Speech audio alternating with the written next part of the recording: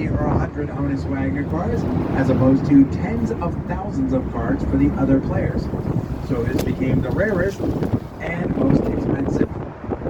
How expensive?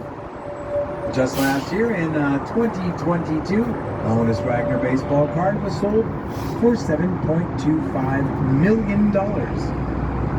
So if you have a shoebox full of baseball cards at home, take a look through it. If you find a Honus Wagner card in there, just remember, my name's John, I'm your guide, Rich is our driver today, and both are very good friends. NFL football fans might be interested in the street we're about to cross next. If you look at the blue and white street sign straight ahead, it says Tony Dorsett Drive. You may remember Tony Dorsett played for the Dallas Cowboys, but he played his college ball at the University of Pittsburgh.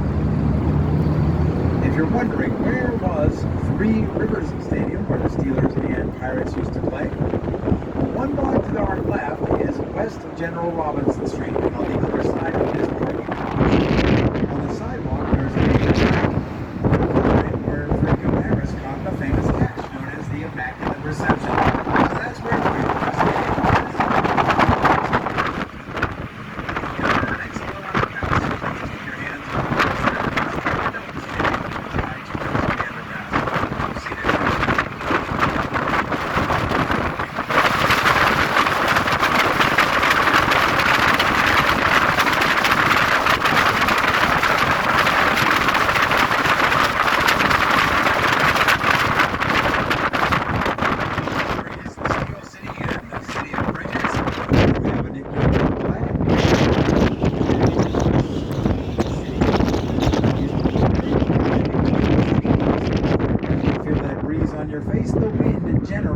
From the north in Pittsburgh, and that's why all the people with the money wanted to live on the north side. It was the home of the cleanest, freshest air. And speaking of people with money, on your right, that deep red brick mansion is the Byers Mansion. Byers made his money and, among other things, wrought iron, and there's a beautiful wrought iron fence around the property, including on the balconies. Also on the right, the letters CCAC. CCAC stands for Community College of Allegheny County. Pittsburgh sits at the center of Allegheny County, Pennsylvania. Coming up on the left, with the air conditioners in the window, that's the Jones Mansion, as in Jones and Laughlin, namesake of J&L Steel, which was at one time one of the largest steel producers in the world.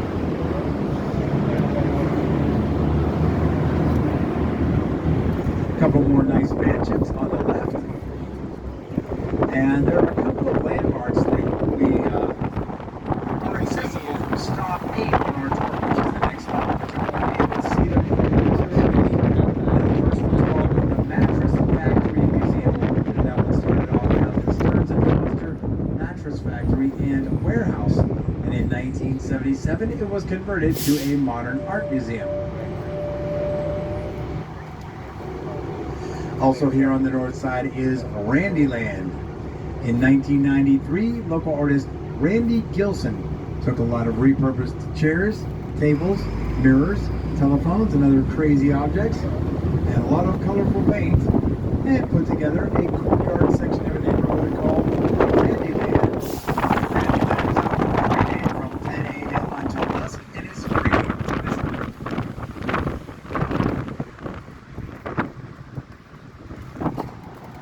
On our right is Allegheny Common. Allegheny Common is the oldest park in the city, dating back to 1867, when many folks grazed sheep and cattle here. Today, Allegheny Common has baseball diamonds, basketball and tennis courts, an off-leash dog park, and on your right, the beautiful Lake Elizabeth.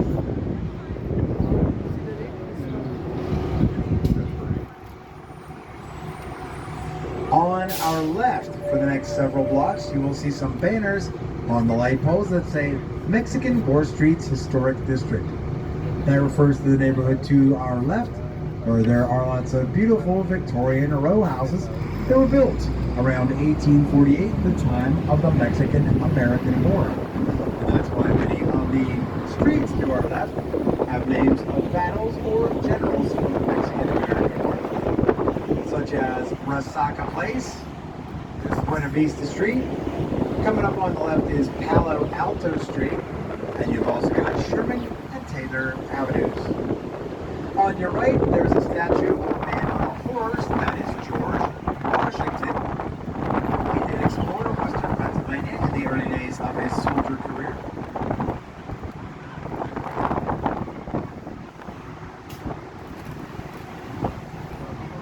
Right now, we're approaching stop 8 on the tour for the Pittsburgh Aviary. The aviary opened in 1952. In the mid-1990s, it was in danger of closing for lack of funds, but some local folks petitioned at the time President Bill Clinton. He dubbed it the National Aviary. That allowed it to be federally funded, and it was kept open. And still no one hopping off here. There's another look at George Washington on your right. And as we round the bend on your right, you might see some of the outdoor birds of the aviary. That gray cage behind the trees to your right, there's a rock formation. You might catch a glimpse of an Andean. I think there's one on the top left of the rock formation. Let me see. Oh no, he's on the lower left. Kind of on the first low deck. It's a black and white, it's got like a black and white coat of feathers.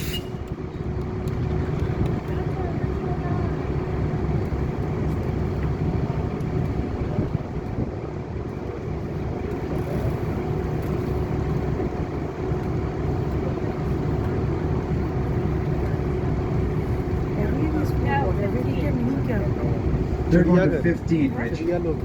So that should be our next stop. Kind of चिड़ियाघर है.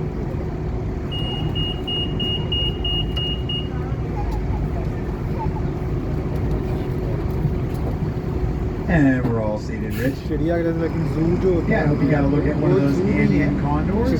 They're huge birds. They can grow up to a 10.5-foot wingspan. Of course, they are from the Andes Mountains in South America. Altogether, there are more than 500 birds from 150 species at the aviary, including some of our local favorite birds, penguins. That is our the Pittsburgh penguins. Spend your time. After we pass the aviary, I do like to share some of my favorite fun facts about birds. For instance, did you realize that before the invention of the crowbar, most crows used to have to drink at home?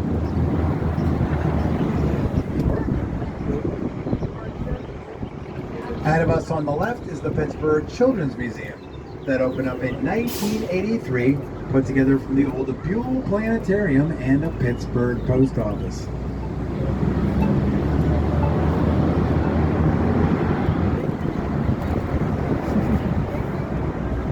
Coming up on the left is a PNC building. PNC is Pittsburgh National Corporation. It's a big banking and financial services company. They have about 50,000 employees. A couple of our downtown skyscrapers are PNC buildings. And of course our baseball stadium is PNC Park. Although PNC started in Pittsburgh, you can now find them in 19 states. In the future, everyone will be famous for 15 minutes. Have you heard that phrase before? Or the saying that people are getting their 15 minutes of fame? Those sayings are usually traced back to Pittsburgh-born pop artist Andy Warhol. And we're going to talk about him in just a minute. But right now, we're about to go under our next low underpass. So as we do, please keep your hands and arms inside the bus and don't stand up or try to touch the underpass. All seated, Rich.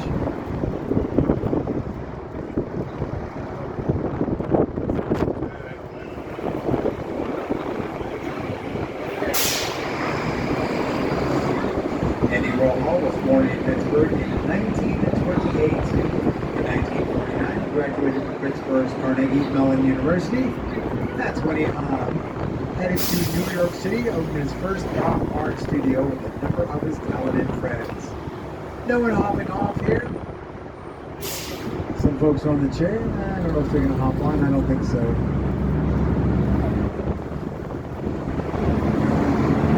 Alright, the reason I was talking about Andy Warhol is because coming up directly ahead of us on the right side of the street, you can see that black and white banner for the Andy Warhol Museum at 7 side. The Andy Warhol Museum is the largest museum in the country dedicated to a single artist. If you ever saw the movie She's Out of My League, that was filmed in Pittsburgh, with scenes filmed right here at Andy Warhol Museum. Now, I talked about how the Honus Wagner baseball card has been going up in price.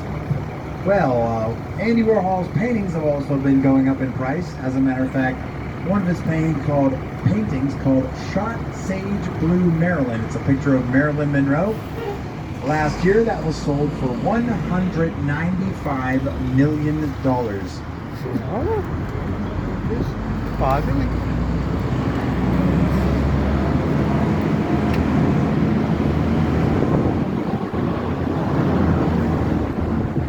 And now we're about to cross the Allegheny River on this beautiful yellow bridge.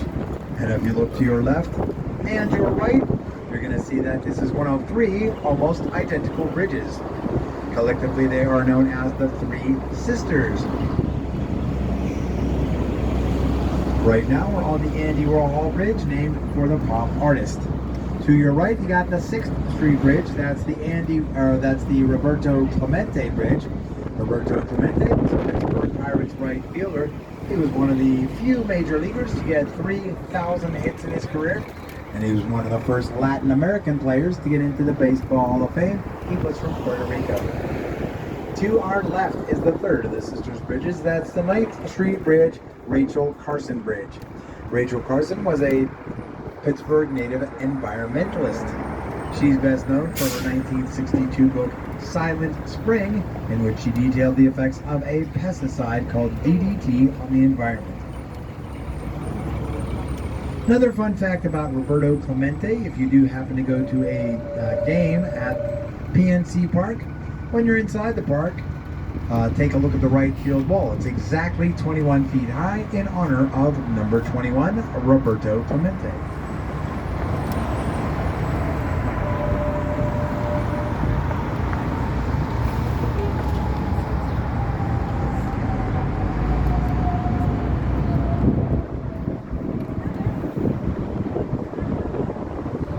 If you look to your left, back across the Allegheny River, you can see the Gridwork and Glass front of Alcoa, Aluminum Company of America. Their headquarters right on Pittsburgh's north side. And if you look towards the downtown on your right, there's a silvery gray building. It has green square windows most of the way up and rectangular green windows near the top. We're almost parallel with it now. That's the original headquarters of Alcoa. The building is almost completely aluminum on the outside, and oh yeah, the building is currently used for modern apartments.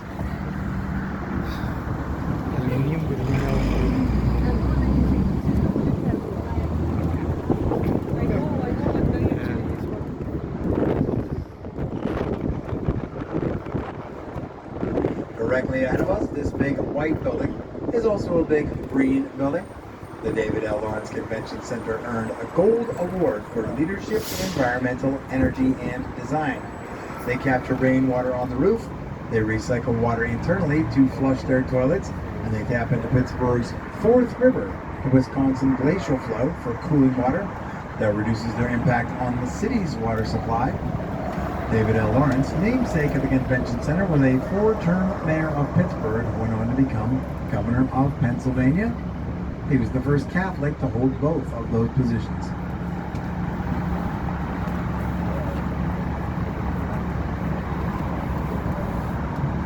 On our left, you have the Allegheny River. Allegheny comes from a Native American word from the Lenape people of the Algonquin tribe. Allegheny simply means fine river. Fine river.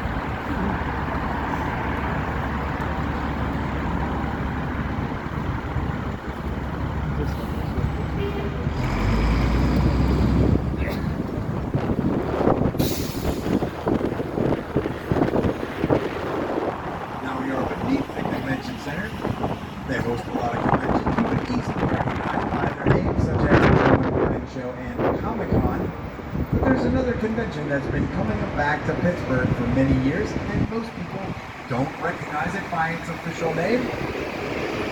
Has anyone heard of Anthrocon? A-N-T-H-R-O, Anthrocon? Anthrocon is better known as the convention of furries, the people that dress up like cartoon animals.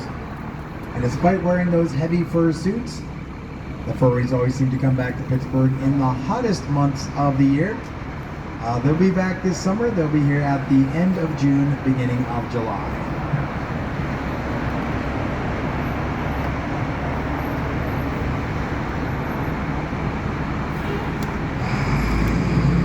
Coming up on the left, this rusty-colored bridge is the Fort Wayne Railroad Bridge. It's named for the Pittsburgh, Fort Wayne, and Chicago Railroad Company.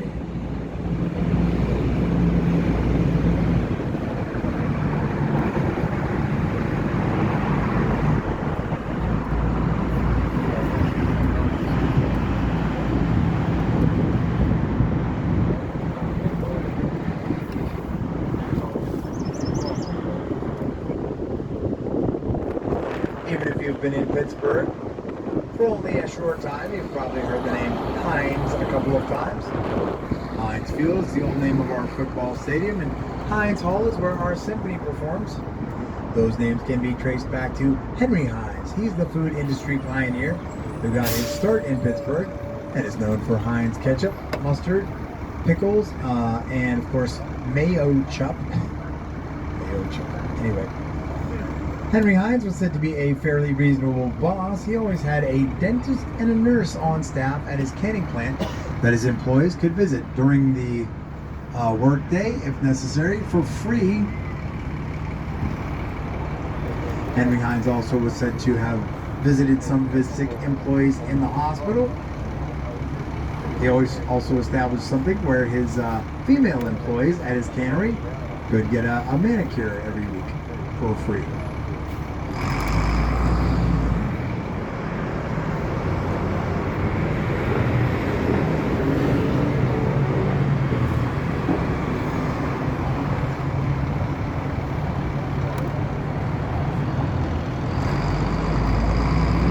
The reason I mentioned Heinz is because we are approaching stop 10 on the tour, the Heinz History Center. It is 7 stories of Western Pennsylvania and Pittsburgh history.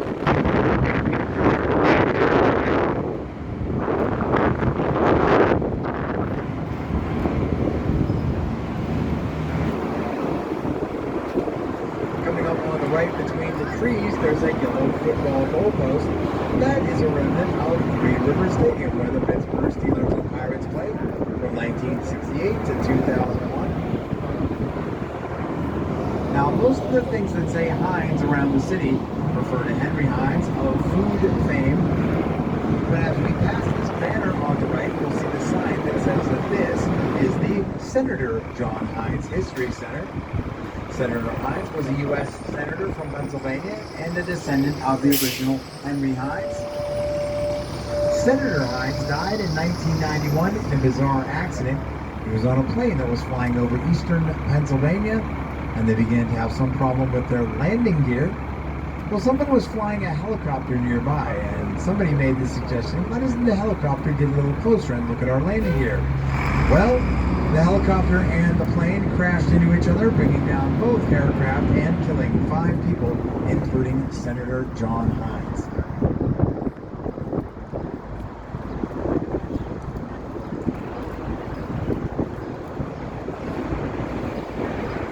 Now we're entering the Strip District of Pittsburgh, named for the strip mining that used to go on around here. Several of Pittsburgh's industrial pioneers got their start in the Hill District, including Andrew Carnegie with iron and steel. Now at the end of the block on the right, you're going to see a big pile of rubble. The building really was of no historical context, but everybody's curious about the demolition process. It used to be a cold storage facility, refrigerated storage for local restaurants. We don't know what they're going to build there next. On our left, however, a beautiful bridge. That is the 16th Street Bridge, also known as the David McCulloch Bridge. David McCulloch is a Pittsburgh native author and historian. He wrote books on Presidents Harry Truman and John Adams, among many others. Also on the left, the terminal. It used to be where trains would go through, and where the rails are now is where the loading docks were for the trucks. The area is now the home to modern shops and restaurants. There's a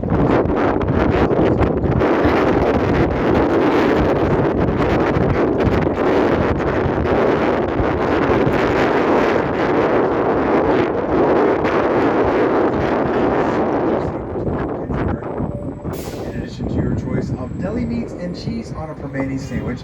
You also get your side orders of French fries and coleslaw right between the sandwich on the right between the bread on the sandwich. Permane's can be found all over Pittsburgh. In fact, I think there's 4 different passages on this tour, and they spread out to 6 states. While the original Permane Brothers is just down 18th Street, approaching on our right. You'll see the blue neon out front.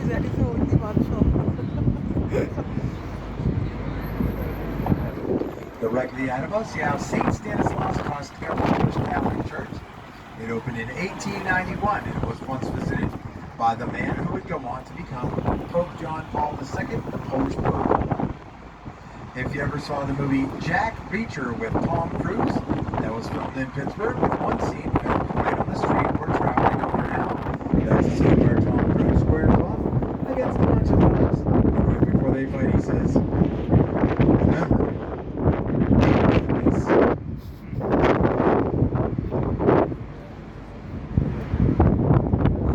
I'm on a block ahead of us diagonally to your left. There's a red brick building and a beige smokestack.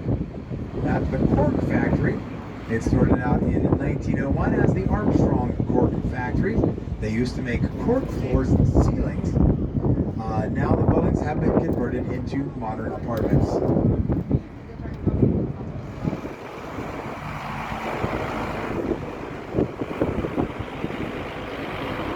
Coming up on right now, Kelly O's Diner. Kelly O's was featured on Guy Fieri's Food Network show Diners, Drive-Ins, and Dives. Kelly O was a waitress who took her mother and grandmother's recipes to her own restaurant.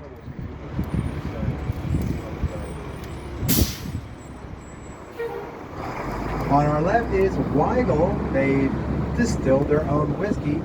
If you're going to try out some of Weigel's product, you can have a drink in their cocktail bar on our left, or buy some of their bottled rye, bourbon, and other whiskey to go.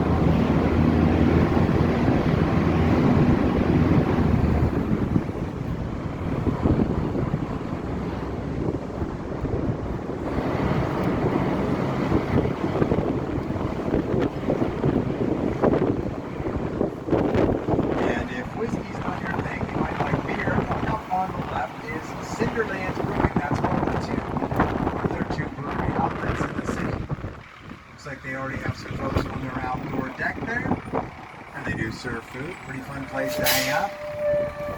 If you're a beer connoisseur, they do specialize in hazy IPAs.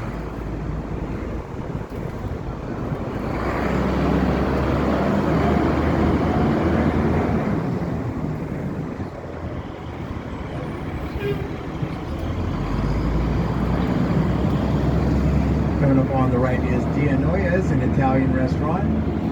I like that place because they use the shape of Italy for their apostrophe in their name.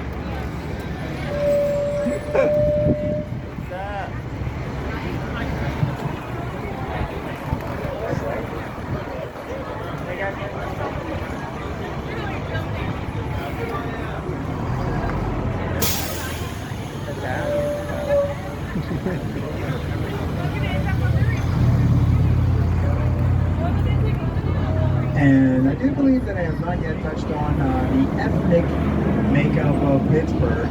Now, the biggest...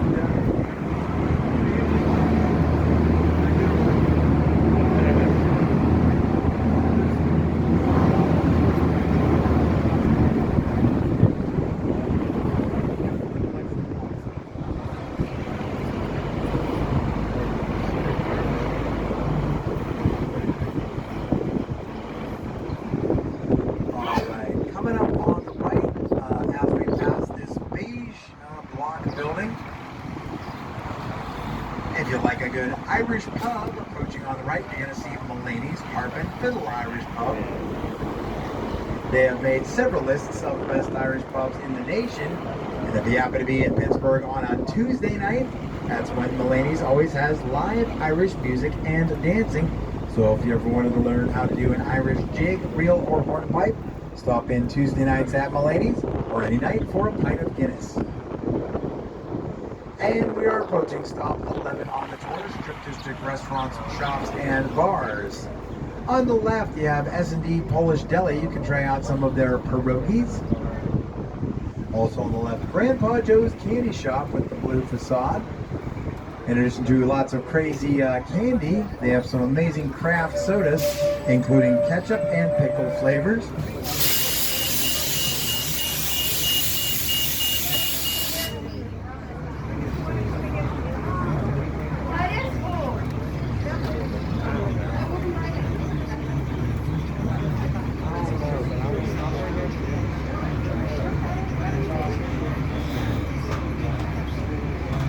All right, we're all seated up here, Rich.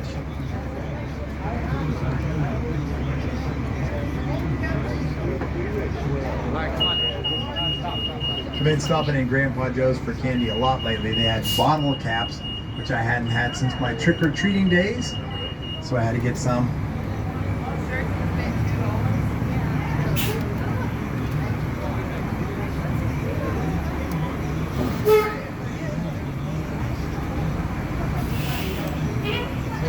On our right, with the maroon awnings, you got Strip District Meats. Strip District Meats is famous for their exotic meats. Some of the meats you can get there, including elk, kangaroo, ostrich, yak, camel, kangaroo, and alligator. Now, I bought some of that alligator and I took it home and I was all set to cook it up, very excited. And then I realized I only had a crock pot. On the right, as we clear the tapestries, you'll see the white rooster at the top of the Lucas Diner. The Lucas was featured on Guy Fieri's Diners, Drive-Ins, and Dives. On the left, Villanante has pizza, pasta, salads, soup, all your favorite Italian stuff, and 44 beers on tap. Also on the left, Roland's Iron Landing. They are famous for their fish and seafood. Now, I don't know if you guys are on Facebook much, but there was a story going around about a fight that broke out at Roland's. Did anybody hear about that, or maybe read the story? Yeah, apparently about a dozen fish were seriously battered.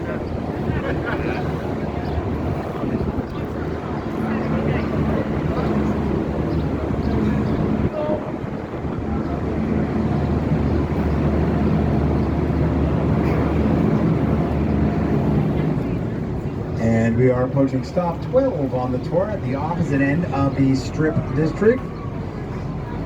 Rolly's Fish Market. We're going to look and see if we got anybody planning to hop back on the bus here. And don't see anybody yet.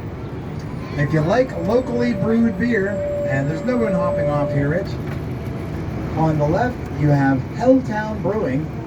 Now, they have about... last time I was in there, they had about 20 local beers on tap. They also have wine and cocktails and food. So if you like local beer, you can sit in there for hours. Also on the left, there is an empty lot. Now, ordinarily, we would not point out an empty lot. But there was a restaurant there, kind of a little known, seldom seen, obscure place. It was called McDonald's. We mentioned McDonald's because there was an item on the McDonald's menu that was put there by a Pittsburgh native. This menu item has 2 all-beef patties, special sauce, lettuce, cheese, pickles, onions on a sesame seed bun. Somebody can tell me that is correct, the Big Mac. I can't tell you how often someone says, that's the Whopper. In fact, one guy, last season I said, well, I was trying to get somebody off the hook. I said, well, it's easy to confuse the Whopper and the Big Mac. They're kind of similar, and this one guy says, no, they're not. I was like, wow, okay, well, won't bring that up again with him. Anyway, the Big Mac was invented by a Pittsburgh native named Jim Delegati. He was working at the Uniontown, Pennsylvania McDonald's when he first put the Big Mac on the menu in 1967.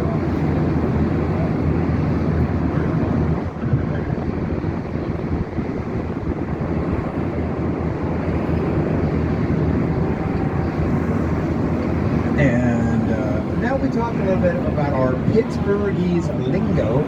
Pittsburghese is some words, phrases, and pronunciations that you'll hear in Pittsburgh and nowhere else. The first Pittsburghese word you should know is yins or yuns. You might hear a Pittsburgh person say something like, "Hey, yins all going down a Steelers game and that?" And that at the end of the sentence is "and that" and anything else or everything else. Now, for the most of the English-speaking world, people refer to these items as a rubber band or an elastic band, but in Pittsburgh we call them gum bands. If you're going to tidy up your house or straighten it up, a lot of people in Pittsburgh will say, "Red up." Yin's kids better red up this house if you want to go to the movies later. Now that when I found out on a tour last summer that some Scottish people said, we say red up. So apparently that's a Scottish derived term. Now if you are going to red up your house and you have a dirty carpet, whereas most people would vacuum the carpet, in Pittsburgh a lot of people say they're gonna run the sweeper. पूरा घूम के फिर से वापस आ गए इस building पे। And there's another interesting Pittsburghese word, nebby. You guys know what nebby means? Nosy. Yeah, if you're nebby, hey man, mind your own business. Don't be so nebby. Don't be such a neb nose. Now, if you're going shopping in Pittsburgh, most people would grab a shopping cart, but people in Pittsburgh grab a buggy. And if you're at the deli counter, most people would ask for a pound of bologna. But in Pittsburgh, a lot of people ask for a pound of jumbo. All right, we're approaching our next low underpass, so as we go beneath it, please keep your hands and arms inside the bus and don't stand up or try to touch the underpass. All seated, Rich.